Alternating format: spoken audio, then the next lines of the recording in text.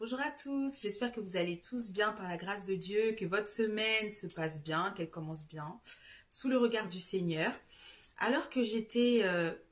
Saint-Esprit, merci. Ok. Comme d'habitude, Jésus vous aime et son amour ne s'éloignera jamais de vous. Son cœur brûle d'amour pour vous. Et ce qu'il attend de chacun d'entre vous, c'est que vous puissiez croire que Jésus-Christ est vraiment le Messie, celui qui s'est fait chair, qui est venu sur la terre pour présenter le Père céleste, Dieu le Père, El Shaddai. Et un jour, il a donné sa vie sur la croix. Il a été crucifié sur la croix. Son sang a coulé pour chacun d'entre nous, pour chacun d'entre vous, afin que vous soyez sauvés. Et le troisième jour, gloire à l'Éternel des armées. Dieu le Père l'a ressuscité des morts. Il a reçu le nom au-dessus de tout nom. Et aujourd'hui, le Seigneur est vivant. Il est ressuscité. Et il vit dans le cœur de chacun des croyants. Il bénit aussi sa création. C'est vrai.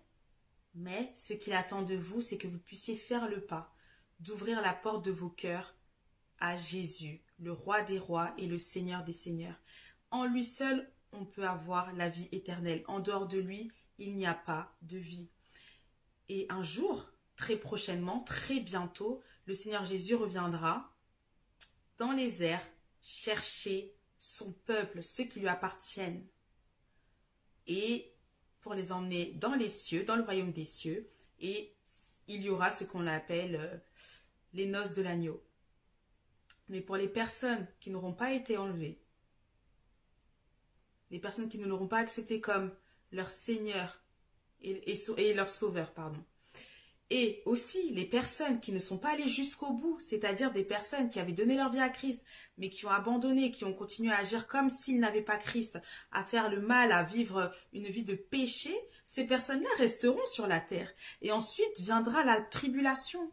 Et durant cette tribulation, on forcera les personnes à porter ce qu'on appelle la marque de la bête, que ce soit sur le front ou sur la main. Et là, ce que le Saint-Esprit est en train de mettre dans mon cœur, la main, c'est aussi, par exemple, le doigt. Voyez un peu, c'est la main. Parce que, par exemple, peut-être qu'on dira que non, on peut mettre une puce, par exemple, sous l'ongle, etc. C'est la main. Et en fait, cette marque-là, qui vous permettra effectivement de pouvoir acheter de quoi se nourrir, de pouvoir continuer à se loger, de pouvoir, voilà, ce sera un nouveau moyen de consommer, de pouvoir payer, etc. À partir du moment où vous